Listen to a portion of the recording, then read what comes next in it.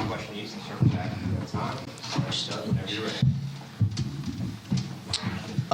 Sab, can you just talk about that fourth quarter? I mean, there was going back and forth, and then you guys, they think they cut to 5, and B hit the 3 in the corner to put you back up again. Just the composure you guys had down the stretch you needed to do, hit shots and make stops. Yeah, we just played within ourselves. We knew it was going to be a battle for 40 minutes, and we just had to continue to weather the storm. We did so early, and then we were able to get stops defensively and push in transition. B hit huge shots for us. Sluty hit huge shots for us. Stewie hit a huge one as well. I think just everyone made the plays that helped us win this game and did their job. JJ, I'm curious how folks like you and Stewie, both MVPs in this league, prepared for a game like this, one that Sandy previously called a do or die or a knockout game. And how did that preparation and, you being the professionals that you both are, fuel you both in getting a win like this? Well, for us, it kind of felt like a do or die situation. We allowed them to come in and, basically win on our home court, obviously, and we felt like we needed to give the fans something to cheer about. We needed to play New York Liberty-style basketball, and the preparation, it was humbling in a lot of areas because we watched the film, and the film doesn't lie, obviously. So they were able to expose us in a lot of ways, and ultimately, just watching that game, us as a team, we saw that we just didn't play the style of basketball that we had played all year. Our pace wasn't at the pace that was conducive for us to win, and there was a lot of ways that we could be better. And so, coming out of that film session and coming into this game, we just had the right mindset. Understood that the first and the third was going to be important for us as well, and just locked in on those things. Sandy, in that second quarter, there seemed to be a huge shift in intensity on the court from the Liberty players. What, from your perspective, went into that shift? Understanding what's at stake. This is we knew we had to win this game to win on our home court, and we're just pushing each other. You could see a very connected team today. Regardless, we had made some mistakes. We had a hard time guarding Tiffany Hayes, and that's a tough team, Connecticut, with the movement and their versatility. So the zone, obviously we went to the zone, but there was still a lot of communication. It's not a place where you can just stop playing. So the zone was effective for us tonight, but we didn't want to lose. We weren't happy with our last game, and this is what professionals do. They prepare in the best way and they come out and fight. And we had to fight for 40 minutes, but we got the win, and now we'll go to Connecticut and hopefully win some there. Just quickly, was there anything that was said from you or any of the players that created a shift like that? No, we just like focus. Let's fight. It's more about attention to details. Stay in the moment. Let's make sure every possession counts, and that was our whole thing going in. Just focus, control what we can control with every possession, and stay in the moment. And we just had, I don't think it was anything, I can't remember, that's a long time ago. But yeah, it was just more, there was a great energy, there was a great investment. We were locked in. For me, it's just making the adjustments where we needed to and hopefully putting them in good spots so we could score and defend. Hey, Jonquel. You nearly had a double-double in the first half alone, and then after the break, Connecticut brought a lot more attention to you, and they were focused on you, on Sab, and on Brianna especially. But there was a play early in the third quarter where you were able to dribble out of a double team and then kick it. So you were able to swing it to the weak side and find Benaja for a 3 that put you guys ahead at that time. Just how big was the shot making, not just from B, but from Courtney, knowing that you were getting all that attention, the 3 of you out there? Yeah, we need them to be aggressive. We need them to stay confident in their abilities, and we're at this level for a reason. It's not just one person; it's our entire team, and the ability for us to be able to go out there and just play our style of basketball. So, as long as they're doing that, we're going to be in great shape, and I think we all have the right mindset right now. Hi. The couple Connecticut players were here earlier, obviously, and they mentioned that the MVP and kind of the race for MVP was part of what they were thinking about tonight. And I wanted to know if you all thought it was a factor in the game as well. I mean, I don't. What kind of factor? Yeah. Thinking about, they were so close, the final vote was so close, and KT being part of that as well, or AT being part of that as well. Yeah, look, I think it was hardest for Stewie. It's a very emotional day for her. It's not easy to win an MVP, and it was a very close game. So we knew that's going to be motivating for the other team, isn't it? That's going to look they can compete, and they're all worthy of MVP. You know, we're very happy that Stewie did, but you saw how their greatness of all those players. It went any other way, but they're lifting up the whole standard of this league through their greatness and way they play. You know, we wanted to win for Stewie, we wanted to win for ourselves. So I think it was the hardest for Stewie because that's a big day to handling all the emotions and all the interviews.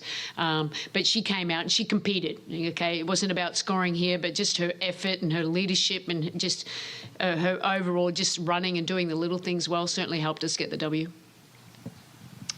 Sandy, this is for you, but if either Sabrina or JJ want to answer, go ahead too. What did you feel like was the biggest improvement on the offensive end compared to Game 1, and what are some of the areas that you hope to even improve on more going to Game 3? Oh, we'll give you all our secrets, though, Alexa. Why would we do that? You're in Connecticut. Yeah, right. No. No, we moved the ball more. We played at pace. We moved the ball more. They're aggressive. They're really tough. You got DBs, 6'4", playing the 3, guarding everywhere. They can switch. And AT's a great defender. You know, the way she defended Stewie, it was more just spacing the floor and having really good screening and moving. Paint to great, good to great. Hey, Coach, over here. In Game 1, third quarter run by Connecticut kind of led them to the victory, and tonight you guys went on 18-5 run, I believe. How happy were you with how the team came out at halftime on the way to the victory? Yeah, that was a big thing for us because we haven't been coming out really strong in that third quarter, and it was a focus. But you know, when you've experienced something, you've been bad, especially that last game. We lost that at the start of the third.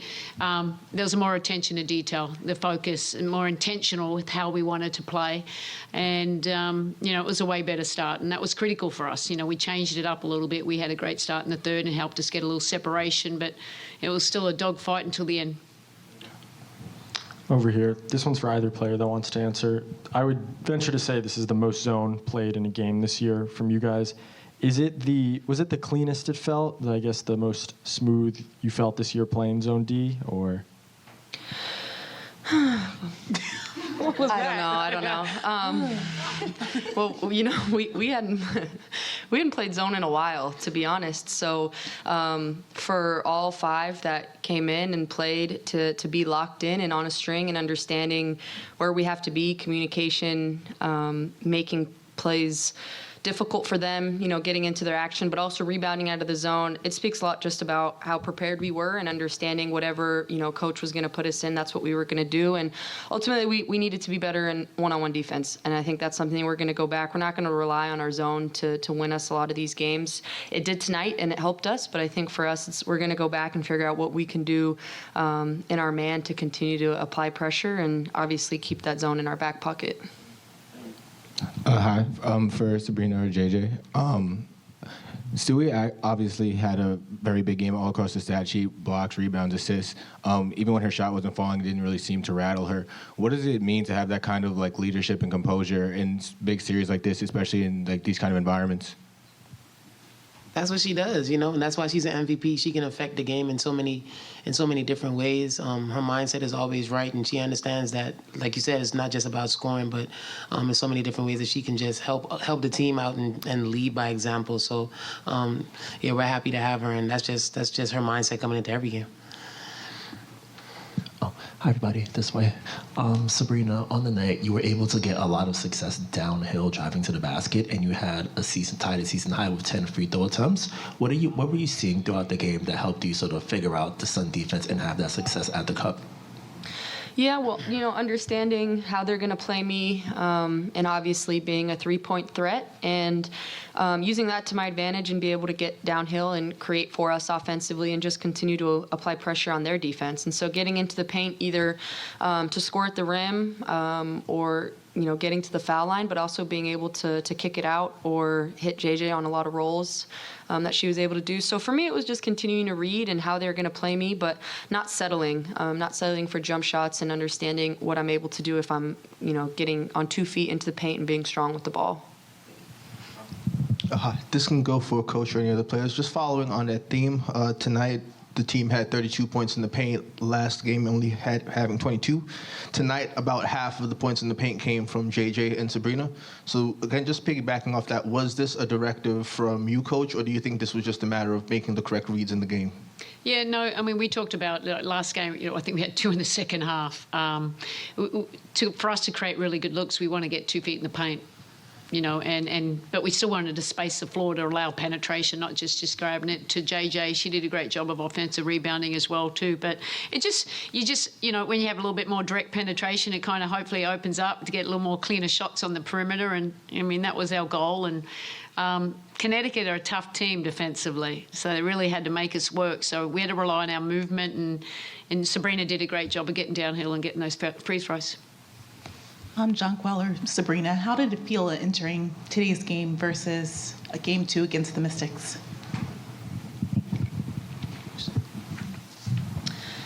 Well, I think there's just a different mentality when you're down 1.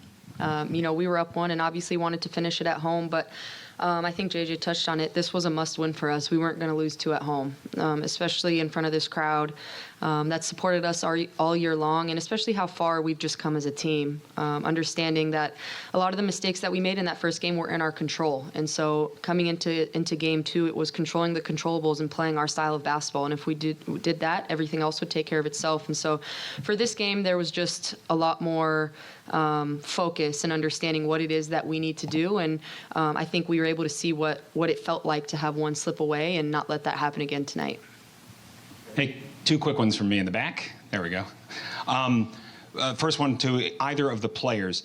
When you have someone being keyed in so much as they did on Stewie all game and then JJ in the second half, is there a different mentality to getting the ball to places it might not have been, more than schematically, to generate that offense from different places?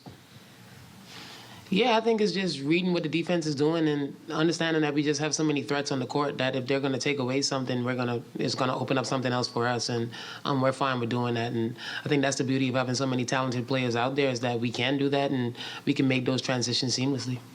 Perfect. And quick one for you, Coach. Having to make these massive adjustments after, the worst offensive game and then switch into the zone. For a team you blew out so many times in the regular season, is there any surprise that there is this much push and fight, in against a team like this, or is that just the playoff level? It's playoff level. I mean, I never read in it. I think we got a little complacent when we won 4-0, but 2 games in Connecticut were dogfights, and they were tough. I mean, we shouldn't have won one of them. And Connecticut, they're battle-tested. They've been in these positions many times. Yes, they have some new players, but DB, DeWanna Bonner's playing her best basketball, and AT, I mean, they're just so physical, and the other players just complement each other, and they're well coached. So for us is, enjoying the moment, but knowing what we needed to do to win. And we were terrible in that first game. Okay, some of it's to do with them, most of it was to do with us. But we knew that we had to come out today and compete at a high level.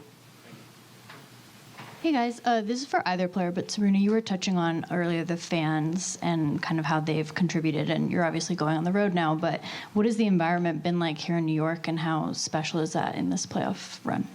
It's been amazing. I see we had 10,000 tonight, and just their support all season long and understanding what it is that we're trying to achieve, and we haven't been shy about what our goals have been. And New York has showed up every single game and cheered us on and held us to that standard. And so for us, it was obviously this game's about us and this organization, but it's also about the community and what New York Liberty basketball means, not only for ourselves, but for everyone around that supported us. And so they come out here to watch us and support us, and the least we could do is make sure we give it our all every single night. And we were, not able to do that in the first game, and we owed them just as much as we owed ourselves. And we came out in the second game and gave them exactly what they deserved.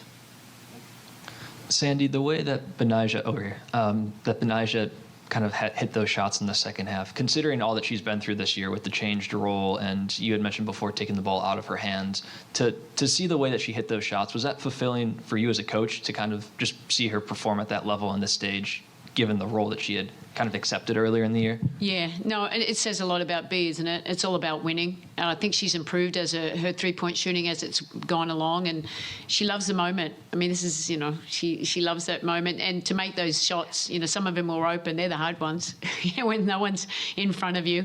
But yeah, B's been great for us. She scores in multiple ways, and we don't win today, really. I mean, she's made some shots. When you make 5 threes, that was good for us. The last few games we've had 4, and I don't know what we had. I can't remember the last game, but haven't been. Shooting threes is one of our strengths. So, just super proud of B, how she's just embraced the role and really has continued to get better as a player. Hello, all. Congrats on the win. Sabrina, my question is for you. Wanted to ask, build off of what Brian and Alfred were talking about in terms of working the interior.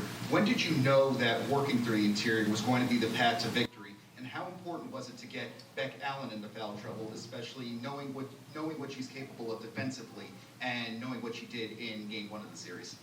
Yeah, I mean, I wouldn't say it was a huge point of emphasis. I think it was just a read that we made as the game was going on, figuring out ways to attack and not settle. I think in the first game we settled on taking really tough shots and not getting into the key. And, for us, it's understanding when we get into the paint, what that creates for everyone else and ourselves, and how the defense plays us. And so, especially with Beck, obviously she was really hot in the first game, and understanding that we had to do our best to take that away from her this game.